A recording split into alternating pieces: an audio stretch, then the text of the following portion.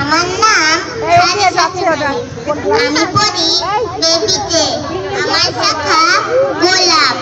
আমি একটি বাংলা কবিতা বলবো। কবিতার নাম মা গো ওরা বলে। লেখক আপু জাফর ওবায়দুল্লাহ। ফুলে ফুলে নয়ে পড়েছে লতাটা, সজনে ডাঁটায় ভরে গেছে গাছটা। আর আমি ডালের বড়ি শুকিয়ে রেখেছি। খোকা তুই কবে আসবি, কবে ছুটি? চিঠিটা তার পকেটে ছিল, ছেঁড়া আর রক্তে ভেজা। মা গো ওরা বলে সবার কথা কেড়ে নিবে, তোমার কোলে সে গল্প শুনতে দেবে না। বলো মা তাই কি হয়? তাই তো আমার দেরি হচ্ছে।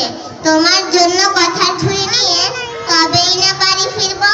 লক্ষ্মী মা রাগ করো না, মাত্র তো আর কটা দিন। পাগল ছেলে। মা পড়ে আর হাসে। তোর উপরে রাগ করতে পারি? নারকেলের চিড়ে গোটে, উটকি খানে মুরকি ভাজে, এটা সেটা আরো কত কি। তার খোকা যে বাড়ি ফিরবে, ক্লান্ত খোকা। কুমড়া ফুল শুকিয়ে গেছে, ঝরে পড়েছে ডাটা, পুঁই লতাটা নেতানো। খোকা এলি ঝাপসা চোখে মা তাকায় উঠোনে উঠোনে, যেখানে খোকার সব শকুনিরা ব্যবচ্ছেদ করে। এখন মার চোখে ছোট্টের রোদ পুড়িয়ে দেয় শকুনিদের। তারপর দাওয়ায় বসে মা আবার ধান ভানে, তিন্নি ধানের খই ভাজে। খোকা তার কখন আসে কখন আসে। এখন মার চোখে শিশির ভোর, স্নেহের রোদে ভিজে মরে।